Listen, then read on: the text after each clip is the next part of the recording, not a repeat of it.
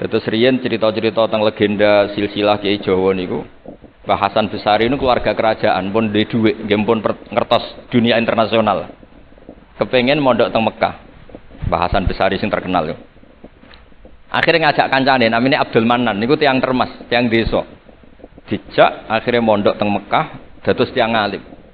Termasuk nderekaken Sayyid Zabidi dugi Mesir, Shahibul Ithaf. Ki Abdul Manan gada putra alim alama namanya Ki Abdullah. Ki Abdullah gada putra namanya Ki Mahfud.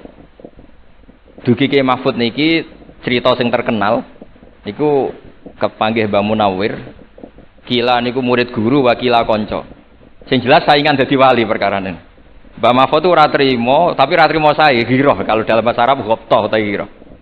Sopo sih kok ana wong sak tawafan khatam Quran?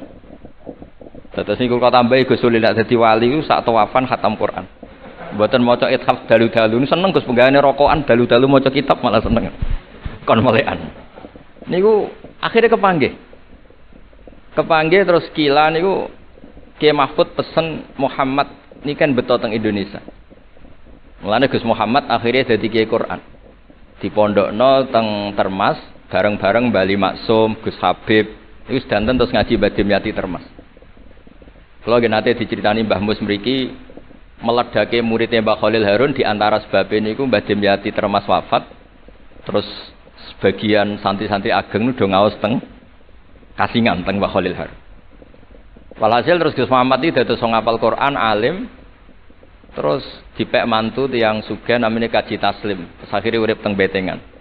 Gada putra Ki Harir sak mangke wonten Gus Muhammad. Dadi Muhammad bin Harir bin Muhammad bin Mahfud bin Abdullah bin Abdul Manan niku pun dugi Shahibul Ithaf Ithafus Sadat Al-Muttaqin saraipun kitab napa Ikhya niku nak ngarang niki cerita niku nak ngarang jan luar biasa kitab 14 juz niku kabeh berilmu boten dipenuhi cerita-cerita sing boten penting semuanya berkualitas yang paling saya kenang dari dan ini sekaligus kalau terakhir muludan nih. Yang paling saya kenang dari statement beliau, dari ngendikan beliau itu begini. Wan Nabi sallallahu alaihi wasallam wa in jalla qadru muhtajun ila rahmatihi ta'ala wa fadli. Jadi cara pikiran beliau itu umat ini setelah Nabi Isa. Penggemar Nabi Isa itu salah dalam mendudukkan Nabi Isa, berlebihan sampai mengatakan Isa ibnu Wah. Yang benci juga berlebihan sampai mengatakan Isa itu waladuz zina, yaitu orang-orang Yahudi. Tapi kata Sayyid Zabidi, hadil ummah maksumatun min dzalika kullih. Umat ini akan diselamatkan, pecinta Rasulullah sallallahu alaihi wasallam itu akan diselamatkan dari dosa atau kesalahan-kesalahan orang Nasrani melihat Isa. Barokahnya apa? Barokahnya sholawat. Yaitu umat ini wiridan Allahumma sholli ala sayyidina Muhammad. Allahumma itu pemberi, Muhammad apapun jalla qadruh penerima. Sehingga kita baca sholawat itu sekaligus menunjukkan mahabbah kita ke Rasulullah SAW bahwa beliau makhluk terbaik, manusia terbaik yang paling layak dapat askas sholawat, askat tahiyat dari Allah Ta'ala. Tapi tetap saja Allah ini pemberi, Rasulullah ini penerima. Sehingga umat ini tidak akan mendudukkan Rasulullah setingkat Allah. Assalamualaikum warahmatullahi wabarakatuh. Alhamdulillah rabbil alamin wassalatu wassalamu ala asyrofil mursalin sayyidina maulana Muhammadin wa ala alihi washabihi asmain nama ba'du. Ingkang sangat kula hormati Ki Haji Ahmad Mustafa Bisri, semua keluarga Bani Mbah Khalil, Bani Mbah Bisri, Bani Mbah Khalil Bisri, semua santri ingkang kula hormati.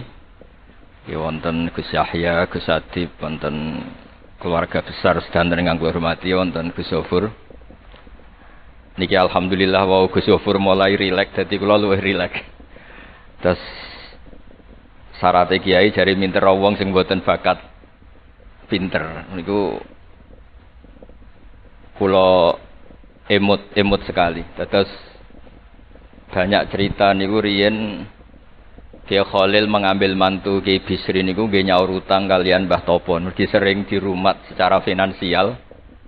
Tias mbake ndongane iku tenanan supaya anake Kiai Mustofa niku pinter, anake Mbah Topo niku pinter, terus dados Kiai Bisri.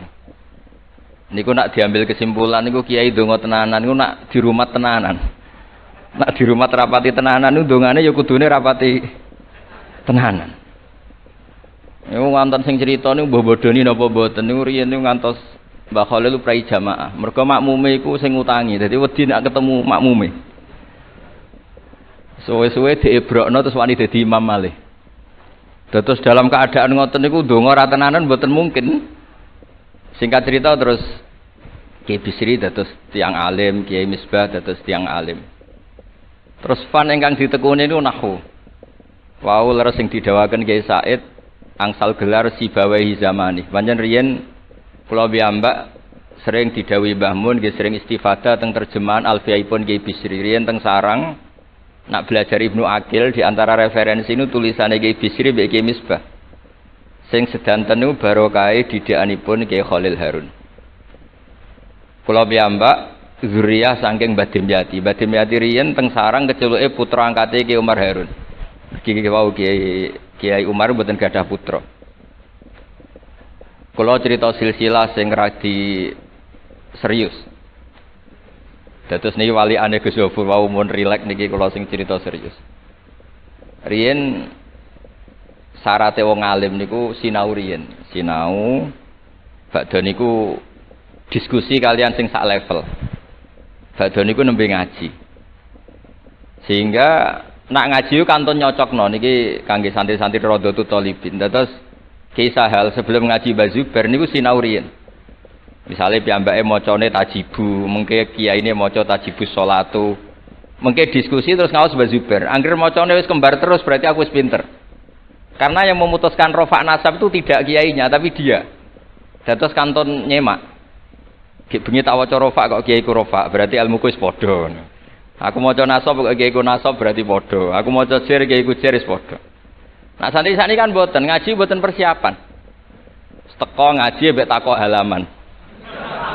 Niku pun santri innalillahi wa inna ilaihi rajiun. Niku enggak bisa diharapkan. Terus kula riyen niku GR alim niku nggih alasan perkara ini sinau riyen. Dadi agar Mbah Mun maca kok mun kembarane 90% apa 80% nggih mun setengah ngalim. Kok nak salah kok sampai 90% ya goblok banget. Sakniki mboten santri sinau iku mboten persiapan ngaji takok halaman tok endi. Mau menyenggai sholawat Muhammad Muhammad sholli alaihi. Mboten mikir wong kiai ini maca Allahumma sholli ala Muhammad malah ngongkon kiai ini sholli alaihi itu nak diterjemahkan Allahumma sholli ala Muhammad terus dekne ngomong sholli alaihi nggih monggo jenengan maca sholawat. Wong sholli niku fi'il amar. Tapi wong jenenge wong ra mikir nggih. Terus niku ruwet. Terus niki kula cerita sing serius kersane jenengan pirsa bilih sing mintera wong ra bakat pinter niku nggih kangelan tenan. Riyen bapak kula nggih nak definisi wali nu ngoten kula nggih insyaallah pun mlebu lah. Mriki kula niku nggih mintera tiyang kathah. Tiang-tiang sing ra bakat pinter teng Gunung Kidul niku kula kathah sing kula dadekno kiai niku. Tapi mboten pinter banget pokoknya memenuhi kualifikasi lah. Mriki critane niku nggih sederhana. Riyen niku Mbah Khalil nak mulang nahwu tenanan. Mergi sesuatu itu jadi mudah. Mulane cerita sing beredar nang Lirboyo niku Ja'a Zaidun, Zaid datang. Niku wonten santri pelengahan delok lawang. Gurune ngamuk. Kamu orang mana? Orang Bekasi. Kenapa pelengahan? Ya katanya Ja'a Zaidun ra'aitu Zaidan. Habis Pak Guru bohong. Katanya Zaid datang melihat Zaid ternyata orangnya enggak ada. Contohnya menja'a Zaidun ra'aitu Zaidan. Tapi barokahnya itu terus sesuatu itu menjadi mudah. Lah ini sing dawuhe Mbah Mun wae sing didawakan Gus Zofur kula jek eling dawuhe Mbah Mun niku gelem ra gelem Allah kudu gawe wong alim ka wong Jawa. Mergo wis kadung dawuh Islam iku kafatal linnas untuk semuanya. Fasibawayh Farisiun. Imam Sibawayh itu orang Persia. Imam Ghazali juga Tus itu Persia. Banyak orang alim dari Irak. Irak itu Babylon, itu tidak Arab. Karena Islam ini kafatal linnas. Makanya gelem ra gelem guyonane Mbah Mun niku Allah kudu gawe wong-wong kaya Warijo, kaya Kirun kudu dadi wong alim. Guling-gilingan nek Islam tidak milik orang Arab saja tapi kafatal linnas. Niku nek cara Mbah Mun. Dadi empun dadi janjine pangeran. Mulane Sing mondok Arab nggih monggo, sing mondok pundi mawon nggih monggo, tapi Kiai Jawa tetep ndek jatah alim. Mergo niku mpun kuota. Mpun kuota. Terus riyen Mbah Fadl sing diceritakno Gus Zulfur niku tiyang alim, mboten mondok teng pundi-pundi teng Jawa. Mbah Sahal riyen alime nggih mondoke di antarane teng Sarang. Mergo pun jatah. Islam iki dawuh Mbah Mun kafatal linnas. Mulane Allah kudu gawe wong alim-alim sing wong Persia, wong Jawa, wong Cina. Imam Sibawa ini buatan tiang Arab. Mulane piyambake ra difrustasi ada debat mbek wong Arab. Masyhur yen ada ahli nahwi sing tiang Arab, namine Kisai. Piyambake Sibawa tiang Persia. Niku didu kalian seorang raja di depan umum kan maca qad kuntu azunnu annal aqrab asyaddulas atan minaz zambur. Faidan huwa hiya atau faidan huwa iya. Jari Imam Sibawa rofa. Jari Imam Kiswai oleh rofa oleh nasab. Terus akhirnya dalam perdebatan itu antuma ro'isa baldatikuma, kamu ini ketua dua negara Anda karena Anda yang terbaik. Lalu famanil hakim, terus keputusan ini di tangan siapa? Kamu orang terbaik di negara kamu semua. Terus yang bilang hadil Arab. Ya orang Arab semua ini kita konsensus polling. Semua orang Arab bila Imam Kisai. Karena orang Arab biasa ngendikan iyaha atau hiya. Akhirnya Imam Sibawa itu frustasi. Mergo dipermalukan di depan umum. Kila karena dalika sababa wafatih, sababa mautih. Bahwa peristiwa itu yang menjadikan Imam Sibawa kabundut. Kok dipermalukan di depan umum. Imam Sibawa keyakinannya tetap bersikeras. Setelah idza fujaiyah itu rofa karena beliau ikut fusha saja. Fa idza hiya hayatun tas'a. Faidah hiya baydha'ul linadirin. Semuanya itu rofa. Beliau enggak bisa nerima konsep nasab. Terus tapi Imam Sibawa yang ngalami dipermalukan itu jadi barokah yang sak dunya. Yaitu karena dia orang Persia, belajar nahwu harus yang fusha saja. Barokahnya itu orang-orang non Arab itu bisa belajar nahwu. Karena enggak perlu latihan min ayna ji'ta diwaca minin jid. Fi aina batuka diwaca fan batnuk. Cara sampean latihan Arab nakal tambah goblok. Mergo terus ribet. Orang Arab itu kalau ana wong Jawa mangan sak piring kok wis wareg itu tak kok fi aina batnuka iku fan batnuk. Kan tambah pusing. Nek mrikan boten. Fi aina batnuka. Min aina jita. Sehingga ora perlu mikir minen jit. Terus dawuh Bamun barokah fusha iku terus nahwu itu bisa digeneralisir. Akhirnya terus pilihannya Alfiyah. Kila diantara sing beto Alfiyah pertama nu Kiai Khalil Bangkalan. Mergi teng silsilah wau sing dirawaken Kiai Said diantara gurunipun Mbah Khalil Harun Kiai Khalil Bangkalan. Kula piyambak menyaksikan dalam manaqibnya Syekhona Khalil, beliau ngaji sama Said Zaini Tahlan.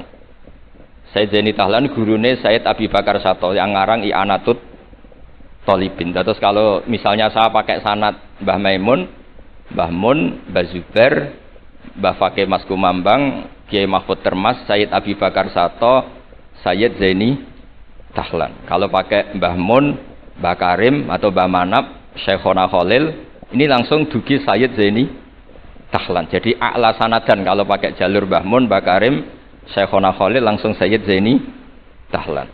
Sama kalau pakai sanad keluarga sini misalnya Mbah Khalil Harun langsung ke Syekhona Khalil, langsung dugi Sayyid Zaini Tahlan. Nah silsilah keulamaan ini penting karena dulu iki cerita mawon. Sing ora bakat ngalim di ngalimno, tetep dadi kiai. Sing wis bakat alim di makrifatno. Termasuk makrifate Said Zabidi niku sing nyekseni tiyang Jawa. Ya niku Mbak Abdul Manan.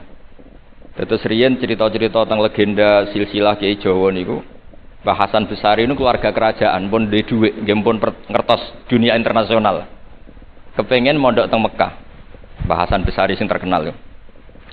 Akhirnya ngajak kancane namanya Abdul Manan niku tiyang Termas, tiyang desa. Dijak akhirnya mondok teng Mekah dados tiyang alim. Termasuk nderekaken Said Zabidi dugi Mesir, Shahibul Ithaf. Ki Abdul Manan gada putra alim allamah namanya Ki Abdullah. Ki Abdullah gada putra namanya Ki Mahfud. Dugi Kiai Mahfud niki cerita sing terkenal niku kepanggih Mbah Munawir Kila niku murid guru wa kila kanca. Sing jelas saingan dadi wali perkarane.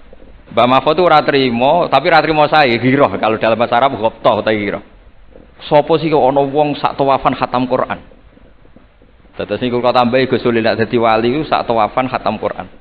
Mboten maca ithaf dalu-dalu seneng Gus penggane rokokan dalu-dalu maca kitab malah seneng. Kon melekan. Niku akhirnya kepanggih. Kepanggih terus kila niku Kiai Mahfud pesen Muhammad ini kan beto teng Indonesia. Mulane Gus Muhammad akhirnya dadi Kiai Quran. Dipondokno teng Termas bareng-bareng Bali Maksum, Gus Habib, iku sedanten terus ngaji Badim Yati Termas. Kalau nate diceritani Mbah Mus mriki meledake muridnya Mbah Khalil Harun di antara sebabnya niku Mbah Dimyati Termas wafat. Terus sebagian santri-santri ageng nu do ngaos teng Kasingan teng Mbah Khalil Harun. Walhasil terus Gus Muhammad iki dados ngapal Quran alim. Terus dipek mantu tiyang sugih namanya Kaji Taslim. Terus akhire urip teng Betengan. Gada putra Ki Harir sak mangke wonten Gus Muhammad. Dadi Muhammad bin Harir bin Muhammad bin Mahfud bin Abdullah bin Abdul Mannan. Niku pun dugi Shahibul Ithaf Ithafus Sadat Al-Muttaqin. Saraipun kitab napa? Ikhya. Niku nak ngarang. Niki cerita niku nak ngarang jan luar biasa. Kitab 14 juz. Niku kabeh berilmu, boten dipenuhi cerita-cerita sing boten penting, semuanya berkualitas. Yang paling saya kenang dari, dan ini sekaligus kalau terakhir muludan nih. Yang paling saya kenang dari statement beliau, dari ngendikan beliau itu begini. Wan Nabi sallallahu alaihi wasallam wa in jalla qadru muhtajun ila rahmatihi ta'ala wa fadli. Jadi secara pikiran beliau itu umat ini setelah Nabi Isa. Penggemar Nabi Isa itu salah dalam mendudukkan Nabi Isa, berlebihan sampai mengatakan Isa ibnu Wah. Yang benci juga berlebihan sampai mengatakan Isa itu waladuz zina, yaitu orang-orang Yahudi. Tapi kata Said Zabidi, hadil ummah maksumatun min dzalika kullih. Umat ini akan diselamatkan, pecinta Rasulullah sallallahu alaihi wasallam itu akan diselamatkan dari dosa atau kesalahan-kesalahan orang Nasrani melihat Isa. Barokahnya apa? Barokahnya sholawat. Yaitu umat ini wiridan Allahumma sholli ala Sayyidina Muhammad. Allahumma itu pemberi, Muhammad apapun jalla qadruh penerima. Sehingga kita baca sholawat itu sekaligus menunjukkan mahabbah kita ke Rasulullah sallallahu alaihi wasallam, bahwa beliau makhluk terbaik, manusia terbaik yang paling layak dapat askas sholawat, askat tahiyat dari Allah Ta'ala. Tapi tetap saja Allah ini pemberi, Rasulullah ini penerima. Sehingga umat ini tidak akan mendudukkan Rasulullah setingkat Allah. Yaitu yang disebut burdah da'mat ta'atun nasara fi nabihimi wahkum bima syi'ta madhan fihi wahtakimi. Pokoknya silahkan memuja Nabi Muhammad setinggi langit asal da'mat ta'atun nasara. Tinggalkan kesalahan yang dilakukan orang Nasrani. Nah itu kata Said Zabidi, cukup kowe maca sholawat. Karena dengan baca sholawat berarti Allahumma sholli ala Muhammad, Allah pemberi, Nabi apapun agungnya penerima.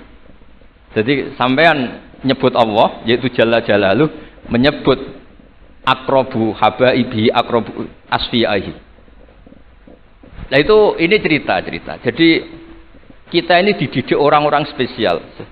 Saya dididik Mbah Mun, dididik Bapak, dididik guru-guru yang lain.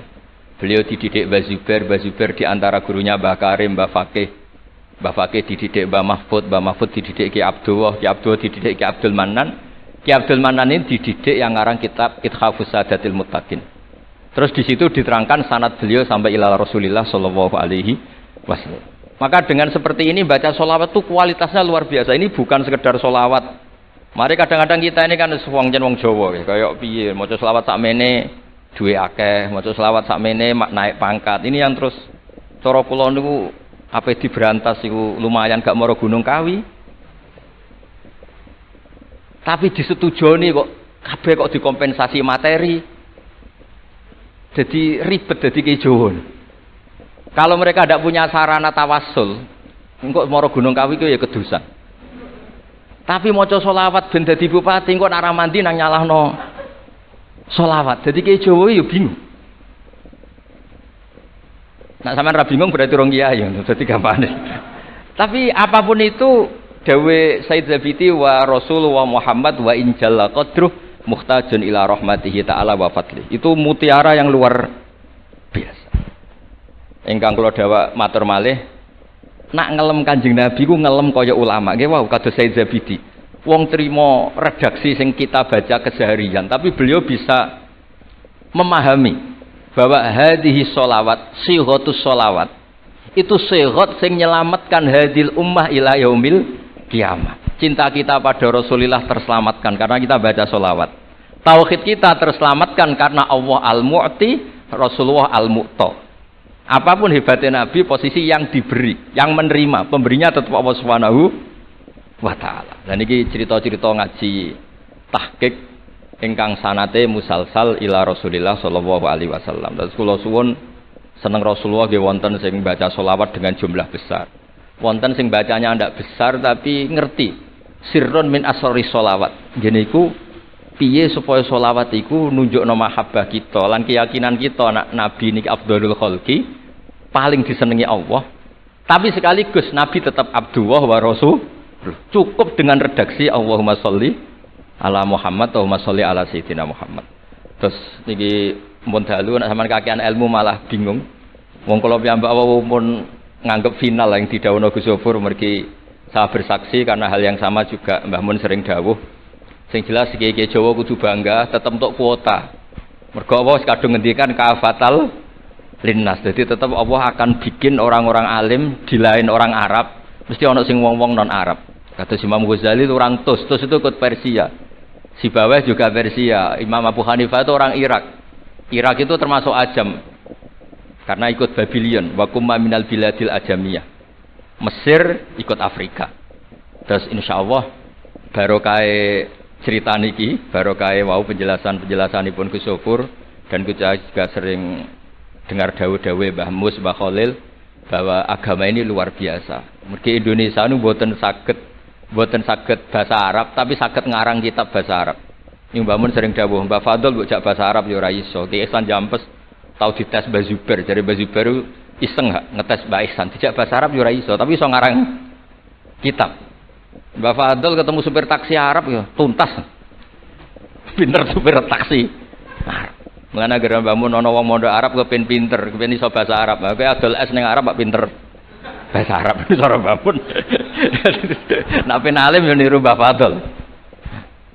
Tapi saged alim alama. Mergi empun untuk kuota agama ini kafatal linnas. Nggih ngapunten sanget. Assalamualaikum warahmatullahi wabarakatuh.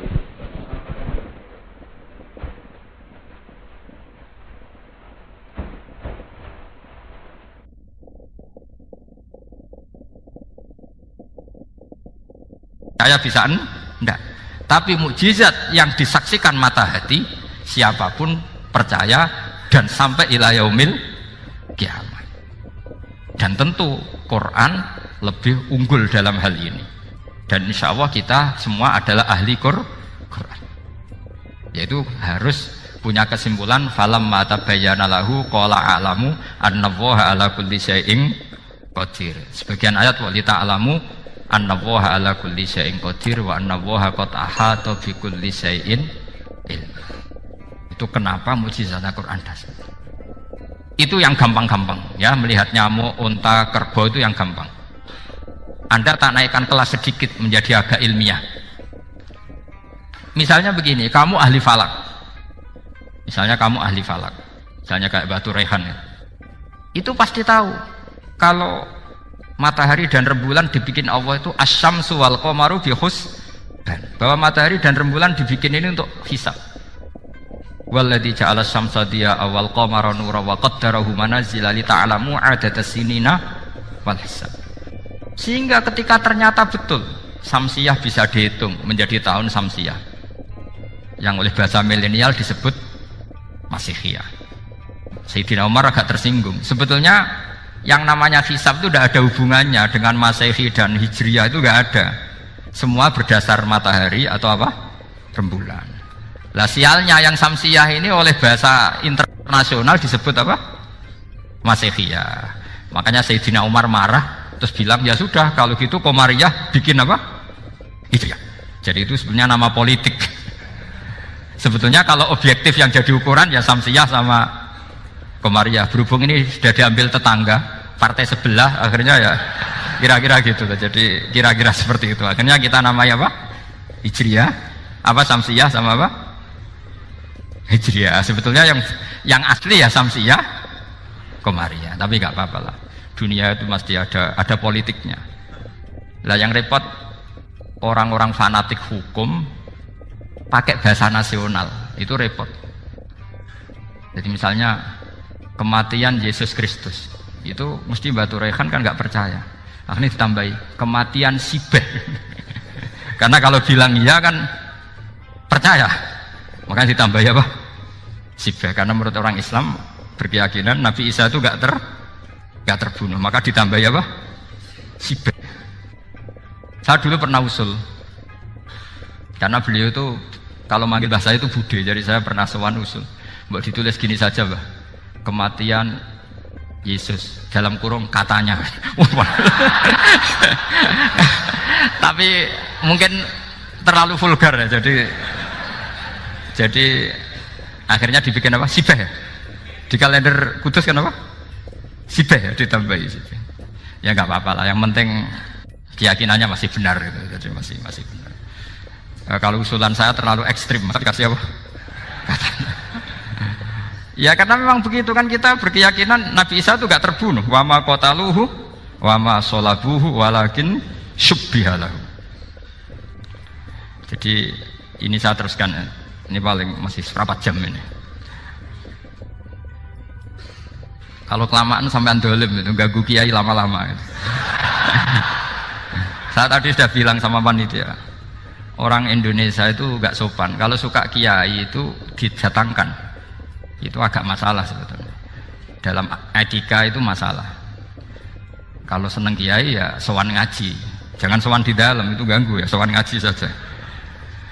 Dulu Imam Malik itu anaknya raja itu. Imam Malik itu seangkatan dengan Harun Ar-Rasyid. Makanya jangan berharap kalau saya gampang diundang.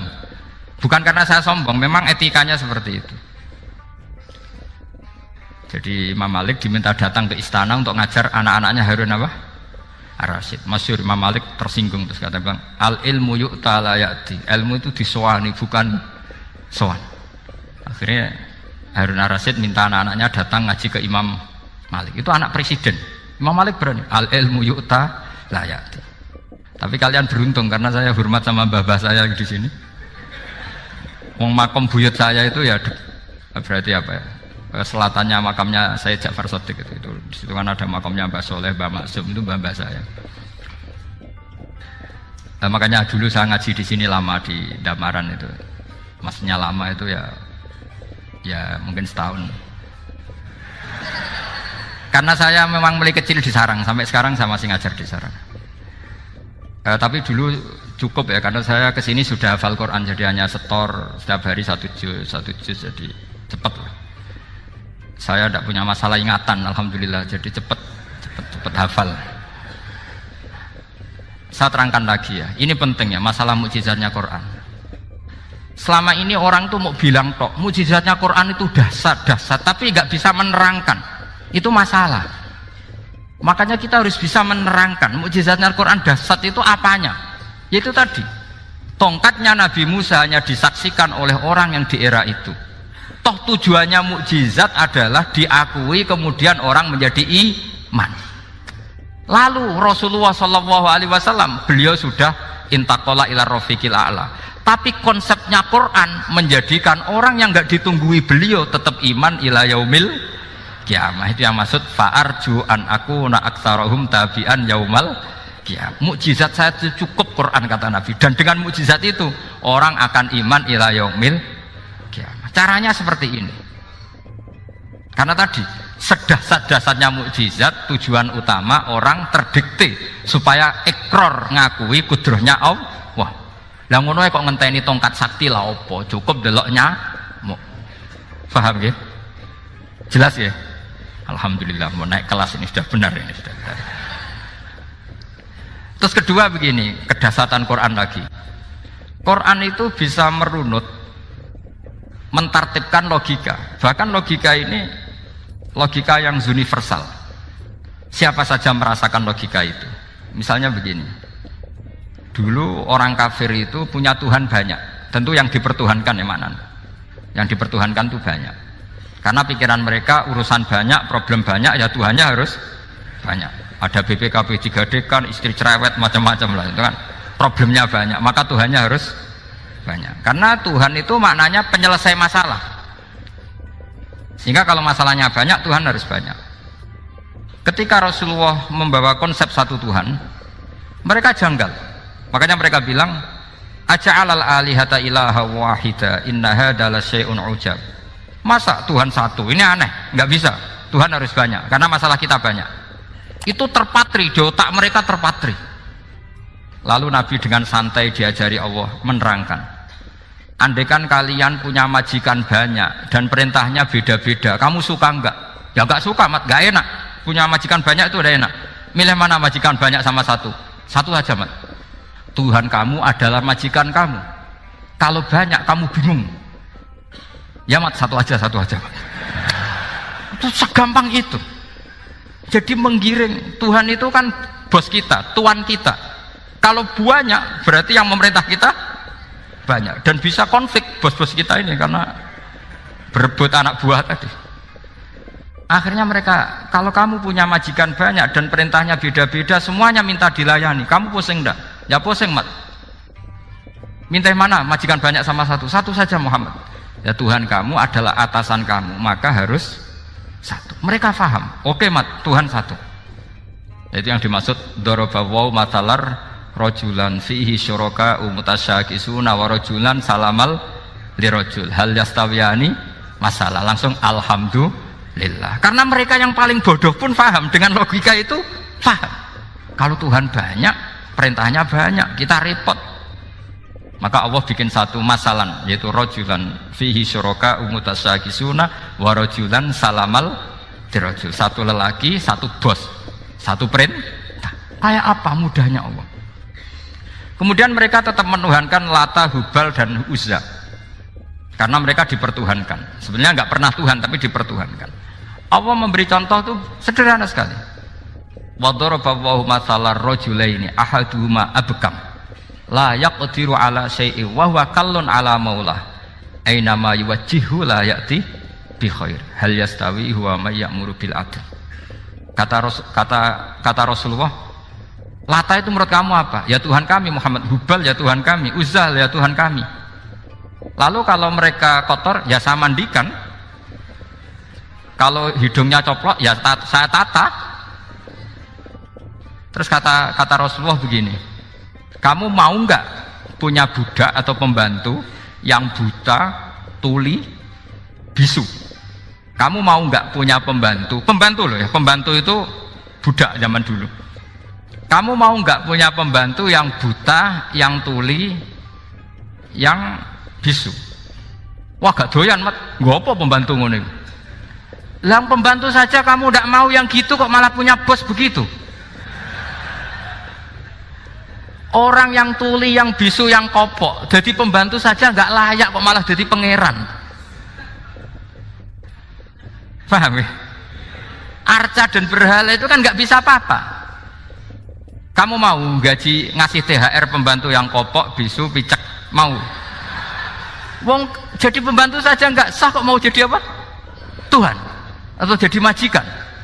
Jadi Allah bikin contoh gampang sekali. Wa daraballahu mathalar rajulain ahaduma abkam la yaqdiru ala syai'in, enggak bisa apa saja. Wa wakallun amala maulah, anane ngrepoti tok. Ainama yuwajjihu la yati bi khair.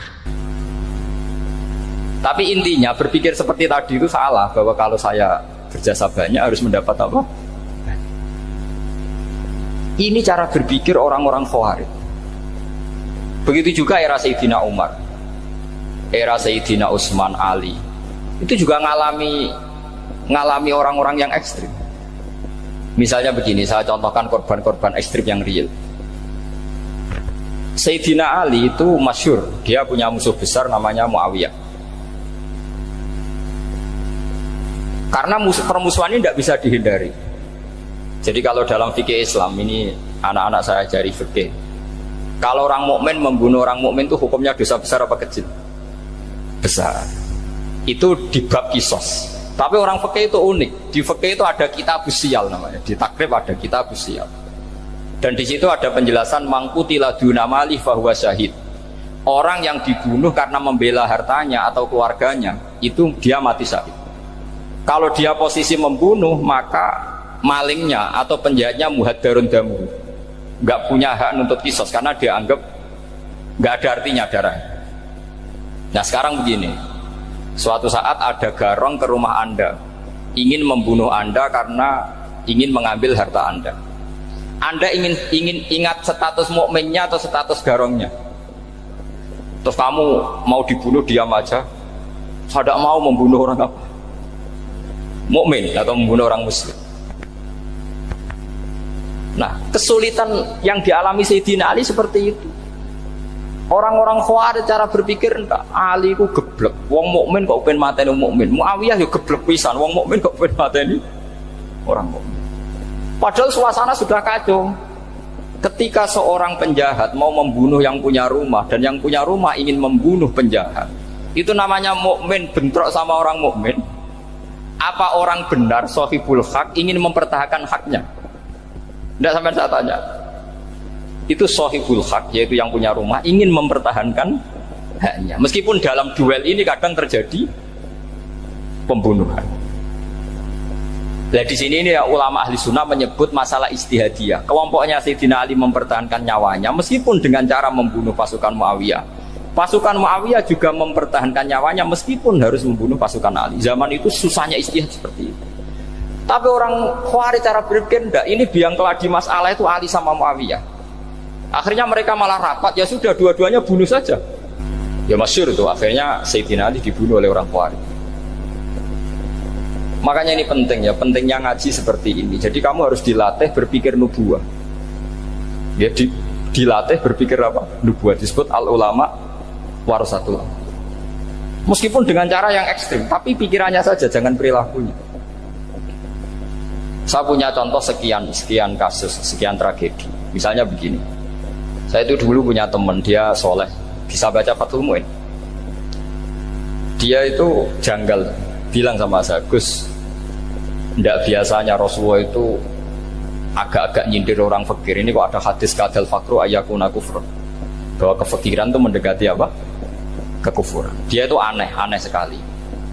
Biasanya tidak biasanya Rasulullah kritik seperti itu. Walhasil ini singkat cerita, anak ini ngalami satu trauma. Dia itu miskin. Gara-gara miskin gitu jadi burunya orang non muslim. Dan sering disuruh nganter majikannya itu ke tempat-tempat lokalisasi. Dia mulai mikir, ini gara-gara fakir saya harus nganter orang ke lokalisasi. Mulai ingat dia, Sodaqah Rasulullah, ini gara-gara fakir saya jadi pengantar orang ke lokalisasi. Suatu saat majikannya itu benar-benar bangkrut, malah tidak disuruh nganter, pokoknya carikan yang cantik bawa sini. Pusing, waduh. Nah, dia akhirnya walhasil lari terus keluar. Terus dia cerita betapa ekstrimnya fakir, sehingga gara-gara fakir saya harus jadi penolong orang yang mau apa masih. Anda boleh berpikir ekstrim, tapi ekstrim dalam melawan kemungkaran, yaitu tadi saya nggak boleh jadi fakir, tapi takutnya fakir yang nanti jadi alat kemasan. Imam Ghazali juga punya contoh seperti itu. Imam Ghazali pernah marah besar ketika tren di Baghdad itu orang belajar fikih semua. Hatta la yakuna thamma tabibun illa min ahli dhimmah, kata beliau. Sampai di Baghdad itu tidak ada dokter kecuali orang kafir dhimmah. Akhirnya kalau ada ulama sakit, saya masih ingat pas kecil, kalau ada ulama sakit itu tidak boleh dibawa ke rumah sakit. Takutnya ketemu dokter muslim, non muslim malah disuntik langsung apa? Mati. Akhirnya ulama saat itu berfatwa, orang Islam harus ada yang jadi dokter. Banyaklah gus-gus yang sekolah ke dokter. Yang masyhur ya seperti Sahal bin Abdul Fattah. Itu dulu putranya Ki Fatah yang menolong Mbah Mahfud saat sembunyi. Saking idolakannya Basal, anaknya dinamakan Sahal, tapi dia jadi dokter spesialis bedah. Begitu seterusnya urusan negara. Dulu itu orang jabat itu tidak boleh, karena jabat itu dekat dengan syubhat, dekat dengan haram. Tapi gara-gara pejabatnya non muslim, kalau bikin aturan ya ala non muslim. Ulama akhirnya sadar, andikan kita yang jabat pasti tidak seperti itu. Bisa bikin perda ini, bisa bikin pelaturan begini yang menguntungkan Islam.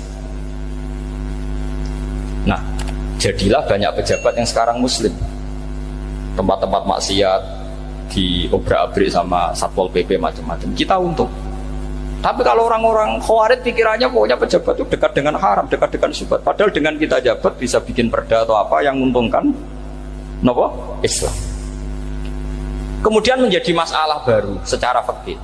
Ini adik-adik dengerin biar kulino senam fikih. Kalau caleg soleh, misalnya Mas Nadif nyaleng, ini tadi tak guyoni, mau jadi bupati ndak, kalau ya mau usah dukung. Jadi misalnya gini ya, Zaid sama Bakar, misalnya Bakar itu orang soleh, mau jadi calon lurah. Dia tahu kalau dia lurahnya kampung lebih baik. Kalau yang jadi ini Zaid, itu kampung itu rusak karena dia suka dugem, suka macam-macam. Kemudian Zaid ini pasti jadi karena beli suara. Misalnya per kepala itu dibeli 50.000. Bakar ini kalau nggak beli suara kalah. Padahal dengan kalahnya Bakar artinya kemenangan kemungkaran. Itu zaman era Fathul Mu'in, muridnya Ibnu Hajar Al-Hitami. Ibnu Hajar muridnya Abu Zakaria Al-Ansori itu fatwa. Yang soleh ini wajib beli suara, bukan boleh, wajib beli suara. Nah, tapi ini namanya tidak nyuap, perlu dicatat. Ini namanya tidak nyuap. Jadi tidak bisa kamu kaitkan misalnya ar-rosi wal murtasi finnar. Yang nyuap maupun yang menerima suap adalah sama-sama di neraka. Tidak bisa seperti itu. Karena logikanya dibalik. Sekarang Bakar ini beli suara itu untuk membeli kebenaran, untuk mengawal kebenaran. Zaid beli suara untuk menopang kebatilan. Berarti namanya Bakar ini penyuap atau pembeli kebenaran? Pembeli kebenaran. Harus dibedakan. Nah, ini pentingnya ulama. Memang nyatanya seperti itu. Yang dikatakan nyuap, riswah itu adalah membayar uang li'ibtolil haqqi, untuk membatalkan kebenaran atau membenarkan kebatilan, itu namanya nyuap. Tapi kalau mengeluarkan uang untuk menghakkan barang hak dan membatalkan barang batil, itu namanya uang perjuangan. Nah, ini pentingnya mikir. Jadi ulama itu mulai dulu sudah berhati. Nah, sekarang sudah banyak orang-orang khusyuk yang biasa di masjid khusyuk. Kalau ditanya zaman akhir rusak kabeh, wong soleh-soleh wis nyuap. Kalau orang soleh ini tidak nyuap ya tidak jadi. Kalau nggak jadi mereka nggak ada yang jadi DPR, nggak ada partai Islam, habis malah Indonesia. Saya itu punya kenalan banyak pakar-pakar di Jakarta, itu cerita saya, Pak Bahar. Indonesia itu solusinya gampang. Kita ini punya Bali, punya Batam. Itu kalau Bali dimakaukan, Batam dikayakan Hollywood. Amerika kaya itu bukan karena hebat, pornografi dijual, tinju di Nevada itu dijual, di Las Vegas dijual, apa saja dijual. Kalau tidak kaya itu gimana? Sementara Indonesia mau aur-auran gitu, sungkan partai Islam. Sebenarnya Indonesia gampang, kalau ingin kaya Bali itu dikayakan Hollywood atau dikayakan Makau, jadi kota judi. Batam dijadikan kaya Las Vegas. Itu transaksinya pasti triliunan. Orang gamane wong muda dijual, judi dijual, orang tinju dijual. Tapi gara-gara ada partai Islam, nyari rumus solusi ekonomi itu yang tidak seperti itu. Akhirnya kangelan. Ya, akhirnya rapati suka. Tapi barokah, tetap barokah partai apa? Yang menangnya caleg-calegnya rata-rata ya beli. Kalau tidak beli habis. Saya bukan menghalalkan nyuap, enggak. Kalau nyuap tetap haram ila yaumil qiyamah. Tapi kalau suratul masalah seperti ini kamu mengatakan suap, itu beda. Ini suratul masalah yang tidak ada kaitannya dengan suap. Asal lawannya batil ya. Kecuali lawannya sama-sama hak. Dua calon di kampung itu soleh sama soleh. Ini yang soleh bayar nggak boleh, karena siapapun yang jadi soleh itu nggak boleh. Makanya kalau cari musuh yang dolim biar halal ya. Iya, saya pernah ditanya seorang dosen, Gus, saya ini kalau baca sejarah perang Badar atau perang Uhud, yang saya tidak nerima itu satu. Kenapa setiap ghanimah harta orang kafir dan istrinya orang kafir kok disita orang Islam, dan yang perempuan jadi amat, kemudian juga digauli orang Islam? yang hartanya orang kafir juga jadi asetnya orang Islam. Kok kayak garong? Dia tanya seperti itu sama saya. Terus saya jawab, kalau sampean ada garong dan kemudian bawa senpi, senjata api, kemudian garong Anda, penjahat Anda lumpuhkan, ya senpi itu harus Anda kembalikan. Monggo penjahat ini kagungan jenengan beto wangsul, karena ada milik Anda, harus dikembalikan. Wah, tidak bisa Bapak, kalau saya kembalikan pasti dipakai jahat lagi, dipakai kriminal lagi. Ya sama, kalau asetnya orang kafir dikembalikan ke orang kafir akan menjadi aset kekafiran lagi untuk menghancurkan kita. Nah, perempuan juga sama. Perempuan itu alat produksi. Jika perempuan tadi dikembalikan ke orang kafir, maka kamu menolong populasi orang kafir. Ya seperti itu. Paham ya? Makanya disita dalam perang loh ya, tapi dalam perang yang legal. Nah itulah kenapa amat halal. Makanya di Quran itu illa ala azwajihim aw ma malakat ayman. Paling enggak itu masih ada ulama atau pemikir atau ustadz siapa saja yang bisa memahami logika apa? Islam. Nanti kalau ulama ini sudah meninggal, orang akan mencibir Islam dengan cara mengatakan Islam itu jahat, yaitu menyita hartanya orang kafir dan istrinya orang kafir setiap kali terjadi perang. Karena pemikiran ini pasti sama-sama kutubnya sama-sama ekstrim. Jadi ini penting saya katakan. Makanya masyhur itu perdebatan Sayyidina Ali dan Muawiyah. Ini saya kutip sedikit. Ini ya sama-sama berpikir ekstrim, tapi ekstrim yang baik. Walhasil dalam satu kerja bakti di Masjid Kuba, itu ada sahabat namanya Ammar. Ini di depan umum, ini penting. Kalau dalam ilmu hadis di depan umum ini penting karena nanti menjadi mutawatir. Beda dengan hadis yang Nabi ngendikan sama 1-2 sahabat, namanya hadis ahadi. Di depan umum Nabi guyon gini sama Ammar, ya Ammar waihak taktuluka alfiatul baghiyah. Ammar, kamu ini nasib kamu itu agak sial. Karena nanti yang membunuh kamu itu kelompok yang tidak benar. Alfiatul baghiyah itu kelompok yang tidak benar. Itu disaksikan sekian sahabat. Walhasil suatu saat Ammar ini ikut perang dan ikut pasukannya Ali dan terbunuh oleh pasukannya Muawiyah. Seneng Ali. Walhasil Ammar ditemuin sama Ali. Ya Muawiyah, al-ana dhuhara bi anna fi'ati haqqun wa fi'ataka baghiyah. Sekarang kelihatan siapa yang benar. Saya yang benar, kamu yang salah. Kenapa? Karena Ammar kelompokku dan terbunuh oleh kelompok kamu. Padahal kata Rasulullah yang membunuh Ammar adalah kelompok yang salah. Tapi Muawiyah pintar sekali, dia jawabnya gini, laula kama kutila Ammar. Ammar terbunuh karena bela-belain kamu. Kalau kamu tidak nyuruh dia perang juga gak terbunuh kan. Jadi kamu ikut andil terbunuhnya siapa? Ammar. Tapi apa kata Sayyidina Ali? Idzan qatala Rasulullah Hamzah. Kalau teori itu Anda pakai, Rasulullah pun membunuh Hamzah. Sekarang Hamzah perang karena suruhan siapa? Rasulullah. Yang membunuh Hamzah siapa? Wahsy. Kalau teori itu Anda pakai, berarti Rasulullah pun membunuh Hamzah. Terus fasa kata Muawiyah, Muawiyah diam. Jadi fikih pun tuh diputuskan lewat pikiran ekstrim. Tapi bukan ekstrim yang merugikan orang lain. Ya, kalau merugikan orang lain namanya sudah la darara wa la dirar. Dia menyalahi aturan itu. Makanya saya pernah ngaji di sini dulu ketika tahun kemarin. Fikih-fikih Islam itu punya rumus. Itu ya gara-gara pikiran ekstrim sebetulnya. Saya pernah nyontohkan adalah orang tuh kalau sholat jenazah itu mayitnya di depan. Itu ulama fikih tidak ada yang punya alasan. Mau hanya bilang gini, hakada wajadna salafan wa khulafan. Mulai dulu kalau nyolati mayit ya jenazahnya di depan. Kayaknya gitu saja, tidak punya alasan. Makanya ulama lain mengatakan tidak apa-apa jenazah di belakang, yang sholat di depan. Kenapa? Fa innaha laysat bimanzilatil imam. Memangnya jenazah imam harus di depan. Itu ya tidak ada yang bisa bantah. Bagaimana mungkin harus di depan? Oh tidak, imam kok harus. Yang harus di depan itu imam. Jenazah itu imam apa enggak? Enggak. Terus alasan kedua, sholat ghaib. Kalau ada orang mati di Surabaya, Mas Nadib di sini, sholat ghaib boleh enggak? Boleh. Jenazahnya di depan apa belakang? Di belakang kan?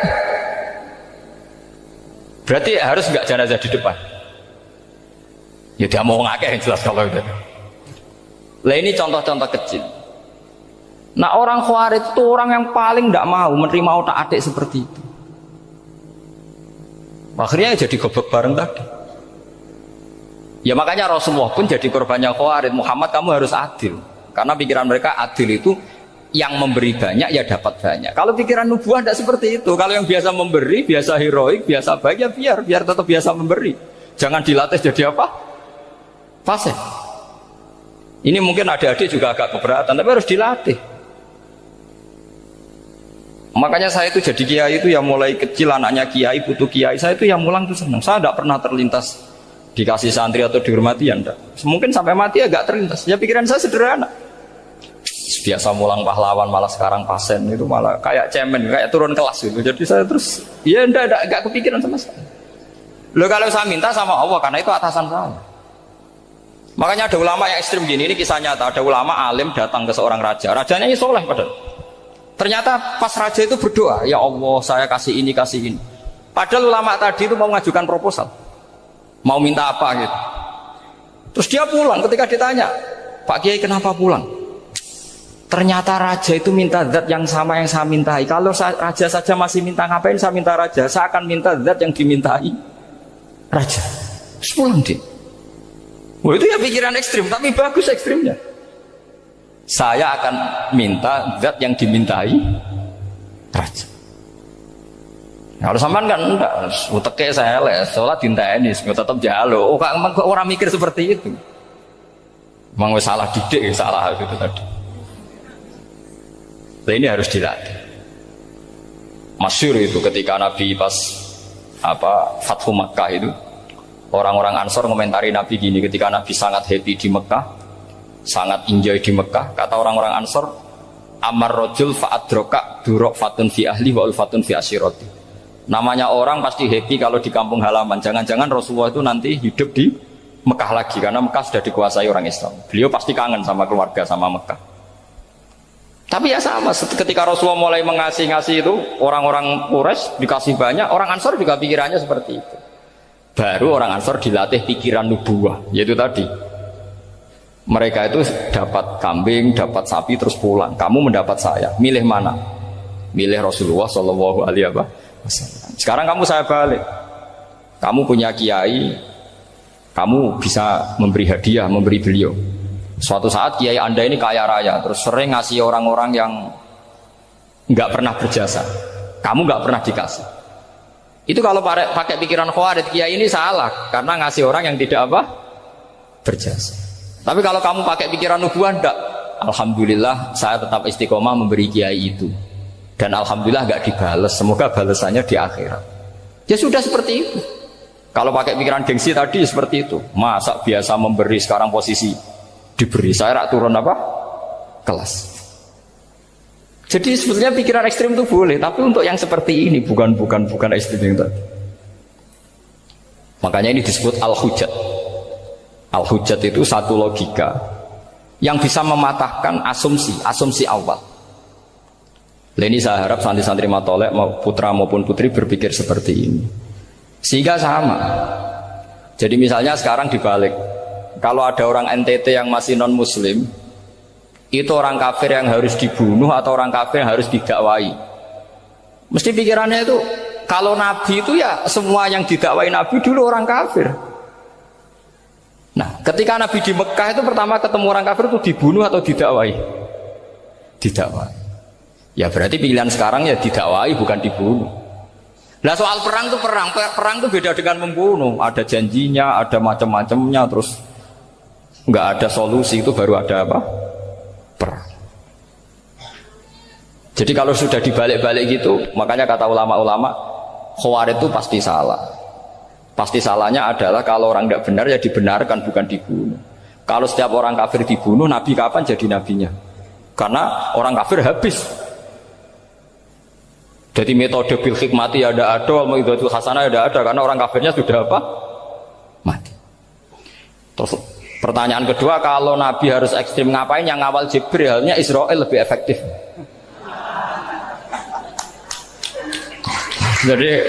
Jadi kalau sama-sama ingin ekstrim, Nabi itu nggak usah dikawal Jibril, kan tidak efektif kan? Harusnya yang ngawal itu siapa? Israel. Kan nggak repot. Ya. Nah, jadi saya mohon ini saya cerita. Jadi korban pikiran ekstrim itu bukan siapa-siapa. Pertama itu Rasulullah.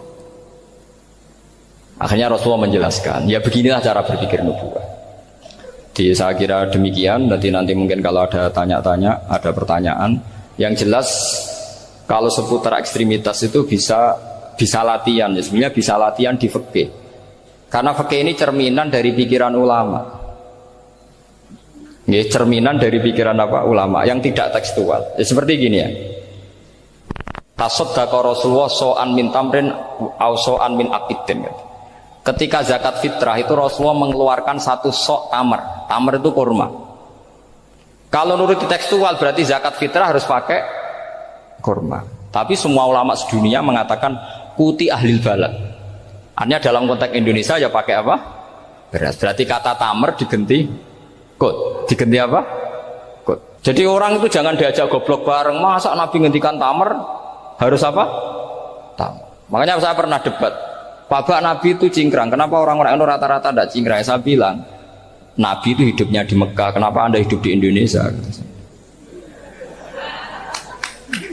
Iya, Nabi itu hidupnya di Mekah. Terus saya tanya lagi, Nabi itu hafal Quran, kamu udah hafal? Saya hafal Quran. Kalau cingkrang gampang, karek ngetok kata saya. Ya, kalau ada sunnah Rasul, Nabi hafal Quran enggak? Hafal kan? Berarti kalau ikut sunnah Rasul, hafal Quran. Jangan cingkrak tok ya, hafal apa? Ya sama poligami juga gitu yang tadi diceritakan Mas Nadif itu. Nabi itu poligami setelah Khadijah meninggal. Apa mereka mau nunggu istri pertama meninggal? Kalau ingin persis loh, kalau ingin persis nunggu istri pertama meninggal. Iya. Nggak mau juga kan? Ya biasa saja lah. Pokoknya yang dihalalkan syariat ya kita bilang halal, yang diharamkan kita bilang apa? Nggak usah sok suci sunnah Rasul. Saya punya banyak cerita. Abu Bakar itu dulu sering menghindari sunnah Rasul. Dulu Rasulullah itu kalau ada orang minta ya dikasih. Ketika era Abu Bakar bikin Baitul Mal. Ketika ditanya ini zaman Rasulullah tidak ada. Kata Abu Bakar, huwa Rasulullah. Beliau itu Rasulullah. Mau nggak di-manage ya negara tertib. Umar bikin pasukan itu diangkat negara. Kalau dulu zaman Nabi yang ikut perang bahaya, yang tidak perang namanya munafik. Era Umar tidak, militer itu ditunjuk. Dia digaji pakai Diwanul Murtaziqah. Ketika ditanya kenapa tidak kayak Rasulullah, huwa Rasulullah, mbok tidak tertib pun tetap negara stabil. Karena ada karismanya. Jadi kadang-kadang dalam banyak hal itu kita malah tidak boleh persis Rasulullah karena kadang banyak khususiyah. Yaitu contoh yang paling masyhur di fikih ya kayak Nabi itu nikah 9 itu khususiyah. Dalam strategi juga sama. Dalam strategi memanage negara juga sama. Banyak sahabat yang punya ide yang zaman Nabi itu tidak ada. Ketika ditanya, kenapa tidak persis Nabi? Katanya, huwa Rasulullah. Ya Rasulullah itu meskipun seperti itu, meskipun tidak tertib secara rasional, tetap dikawal wahyu. Makanya negara baik-baik saja. Kalau saya ini hanya Abu Bakar, kalau tidak ya repot. Umar ya sama, bikin Diwanul Murtaziqah. Utsman juga sama, di-manage negara. Sayyidina Ali juga di-manage. Kalau Nabi tidak. Tapi tidak apa-apa, karena ada karisma. Sampai tak cerita nih, masalah zakat yang masyhur. Orang paling bakhil sekalipun, paling kikir sekalipun itu zaman Rasulullah bayar zakat. Karena pikirannya setelah zakat dikasihkan Rasulullah mendoakan. Khudh min amwalihim shadaqatan tutahhiruhum wa tuzakkihim biha wa sholli alaihim. Inna sholataka sakanul lahum. Era Abu Bakar enggak. Sorry ya Abu Bakar, dulu kita zakat sama Rasulullah